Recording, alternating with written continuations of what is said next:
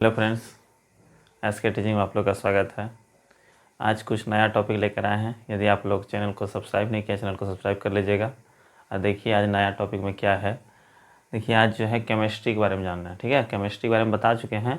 आज केमिस्ट्री में जो है यानी बेसिक केमिस्ट्री पार्ट ही समझिए इसको। यहाँ पर पदार्थों का वर्गीकरण, पदार्थ के बारे में जानेंगे। पदार्थ जानते हैं किसे कहते हैं?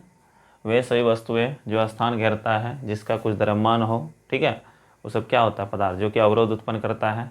जितना भी देखते हैं ये सब क्या है? पदार्थ। ब्लैक बोर्ड भी क्या है? पदार्थ है। तो यहाँ पर जो है पदार्थ के बारे में तो वही कहता है, पदार्थ कहिए या द्रव्य, या इसी को इंग्लिश में मैटर। यानी पदार्थ को जो है दो भागों में बांटा गया। पदार्थों का जो वर्गीकरण है दो भागों में, एक भौतिक वर्गीकरण, दूसरा हुआ रासायनिक वर्गीकरण। याद रखना है, पदार्थ को कितना भागों में? दो भागों में बांटा गया। एक भौतिक वर्गीकरण, दूसरा रासायनिक वर्गीकरण। अब भौतिक वर्गीकरण जो है उसमें जो है हम लोग पढ़ेंगे ठोस, द्रव, गैस के बारे में। ठीक है, ठोस, द्रव, गैस के बारे में नहीं। भौतिक वर्गीकरण में जो है यहाँ पर फिजिकल क्लासिफिकेशन जिसको कहते हैं, उसमें ठोस, द्रव, गैस के बारे में पढ़ेंगे। ठोस जानते हैं जो भी चीज़, जैसे ईटा पत्थर क्या है? ठोस। जिसका आकार और आयतन दोनों क्या हो? निश्चित हो, उसे ठोस कहते हैं। और द्रव किसको कहते हैं? जो जिसका कि आकार अनिश्चित और आयतन क्या हो? निश्चित हो, उसे क्या कहते हैं? द्रव कहते हैं। और गैस जानते हैं जिसका कि आकार और आयतन दोनों क्या हो? निश्चित। जैसे वायु, हवा या मीथेन गैस, ये सब जो है गैस हो जाएगा। और द्रव में जैसे कि दूध, पानी, रक्त, ये सब क्या हो जाएगा? द्रव हो जाएगा। इस तरह समझेंगे। अब देखिए यहाँ पर रासायनिक वर्गीकरण में जो है पदार्थ को दो भागों में बांटा गया। एक शुद्ध पदार्थ, दूसरा है अशुद्ध पदार्थ। ठीक है, शुद्ध पदार्थ और दूसरा अशुद्ध। अशुद्ध पदार्थ को ही मिश्रण कहेंगे। अशुद्ध पदार्थ को क्या कहेंगे? मिश्रण कहेंगे। समझिएगा, मिश्रण यानी मिक्सचर। अब देखिए शुद्ध पदार्थ जो है उसको फिर कितना भागों में? दो। एक तत्व और दूसरा है यौगिक। तत्व यानी एलिमेंट, दूसरा क्या है? यौगिक। समझिएगा, तत्व और यौगिक। तत्व समझते हैं जो कि अकेले अकेले होता है, उसको क्या कहते हैं? तत्व। जिसका कि कोई सूत्र नहीं होता है, यानी फार्मूला नहीं होता, जो अकेले हो, जैसा हाइड्रोजन, हीलियम, लिथियम, ये सब क्या है? तत्व है। ठीक है, और यौगिक जो है याद रखना है, जिसका कि सूत्र होता है, यानी जिसका फार्मूला होता है, वो क्या होगा? यौगिक होगा। यहाँ पर देखिए तत्व, यहाँ पर तत्व को फिर जो है हम लोग तीन भागों में बांटेंगे। ठीक है, तत्व, कुल तत्वों की संख्या जानते हैं कितना? 118 है। कुल पूछेगा तत्व की संख्या कितना है तो 118 है। जिसमें क्या क्या आता है? धातु, अधातु और उपधातु। याद रखना है, धातु और अधातु और उपधातु आता है। धातु मतलब मेटल, अधातु मतलब नॉन मेटल, और यहाँ पर उपधातु मतलब मेटलॉइड होता है। ठीक है, धातु जो है पहचानने का ट्रिक समझिएगा। 118 तत्व में जो है धातु, अधातु, उपधातु आता है ना। यहाँ पर धातु जो है टोटल 91 रखिएगा याद। कितना? 91। सबसे अधिक धातु ही होता है। ठीक है, इसके बाद जो है अधातु आता है, लगभग 20 तो याद रखिए अधातु होता है। इसके बाद जो है 7 ठो मान लीजिए क्या होता है? उपधातु होता है। फिक्स है। ठीक है, यानी पीरियोडिक टेबल में 118 तत्व में यहाँ पर जो धातु सबसे अधिक धातु, इसके बाद अधातु, इसके बाद उपधातु होता है। समझ गए होंगे। अब देखिए धातु पहचानेंगे कैसे है। धातु जो है कोई भी पीरियोडिक टेबल में याद रखना है जिसके अंत में यम लगा रहे हैं। दिमाग में रखना है, जिसके अंत में यम लगा रहे और झन झन करे, जो टन टन करे, आवाज़ करे, वो सब क्या होगा? धातु।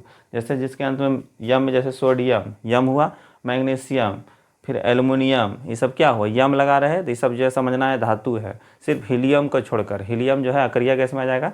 यहाँ पर याद रखना हीलियम जो है उसको छोड़ देना, और इसके बाकी जो है वो सब क्या होगा? धातु होगा। ठीक है, यहाँ पर सोडियम, मैग्नीशियम, एल्युमिनियम, इसके बाद जिंक धातु है, फिर आयरन, Fe धातु होगा। लोहा क्या है? धातु है। Sn टीन, टीन भी धातु है। फिर Au सोना, इसके बाद फिर Ag चांदी, ये सब क्या है? धातु। प्लेटिनम, ये सब क्या है? धातु है। याद रखना आप लोग को, धातु के एग्जांपल समझ गए होंगे। अब इसका अधातु जो है जिसके अंत में जन रहे, अधातु पहचानने का ट्रिक समझिएगा। जिसके अंत में जन लगे, जन रहे, या फिर जिसके अंत में ऋण लगा रहे। याद रखना है, जिसमें जन या ऋण लगा रहे वो क्या होगा? अधातु। जैसे कि हाइड्रोजन, देखिए जन आया, यहाँ पर क्लोरीन, देखिए ऋण आया। ऑक्सीजन, देखिए यहाँ पर ऋण आया। ऑक्सीजन, जन आया कि नहीं? जन और ऋण याद रखना है, दिमाग में सेट करना है। इसके बाद फ्लोरीन, यहाँ पर देखिए फ्लोरीन, यहाँ पर क्या बोले? फ्लोरीन। यहाँ पर ऑक्सीजन, यहाँ पर फ्लोरीन, ऋण आया कि नहीं? नियॉन। इसी तरह क्लोरीन, क्लोरीन आया। ब्रोमीन, आयोडीन, यहाँ पर इस तरह का जो है ये सब क्या होगा? अधातु हो जाएगा। याद रखना है मोटा मोटी ये सब बात। ठीक है, अब उपधातु कितना है? 7। उपधातु बताए कितना है? 7। याद रखना है, सातों उपधातु में जो है ये इंपॉर्टेंट है। सातों मतलब 7 गो उपधातु है ना, ये इंपॉर्टेंट हो जाता है, एग्जाम में पूछता है। तो याद रखना ये 7 ठो है, इसको याद कर सकते हैं आप लोग। बोरॉन, सिलिकॉन, पहला क्या है? Boron, silicon, germanium, arsenic, antimony, tellurium और पोलोनियम। याद रखना है, याद रखना एक बार। Boron, silicon, germanium, arsenic, antimony, tellurium, polonium, याद हो गया होगा। इसके बाद देखिए यौगिक, कंपाउंड, यौगिक यानी कंपाउंड, जिसका सूत्र हो उसको यौगिक कहते हैं, समझ गए होंगे।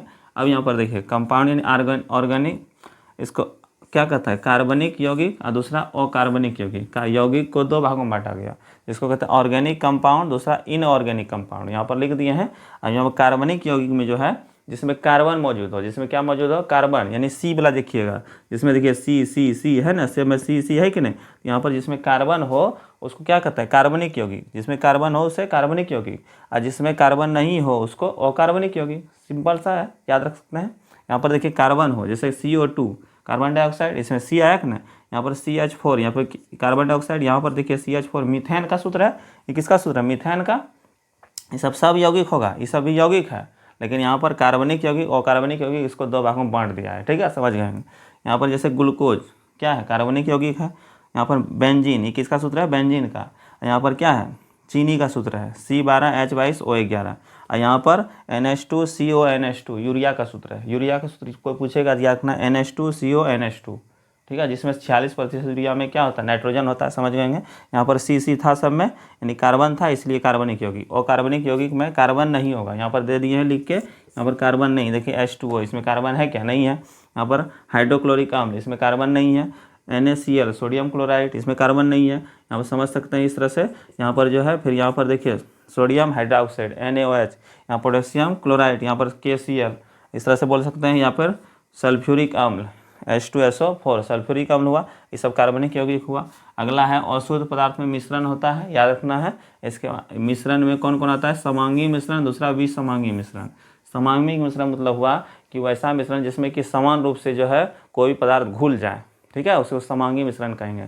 और वैसा पदार्थ जिसमें कि समान रूप से कोई पदार्थ नहीं घुले, ठीक है, उसको विसमांगी। जैसे कि बोलिएगा, जैसे बोल सकते हैं पानी में चीनी, पानी और चीनी घुल जाएगा ना पूरे रूप से, पानी जो है, पानी और चीनी घुल जाएगा पूरा रूप से। या फिर दूध में पानी मिलाइएगा तो घुल जाएगा, मिल जाएगा पूरा रूप से, तो वहाँ पर क्या होगा, समांगी मिश्रण हो जाएगा। विसमांगी मिश्रण में याद रखें कि बालू और मान लीजिए मिट्टी, ये सब मिलेगा, कभी नहीं मिलेगा पूर्ण रूप से। या फिर बालू और मान लीजिए कुछ भी, यहाँ पर कंकड़ पत्थर जो है वो सब जो है, चीनी चूड़ा, इस तरह से मान सकते हैं, ये सब विसमांगी मिश्रण होगा, याद रख सकते हैं, ये सब विसमांगी मिश्रण।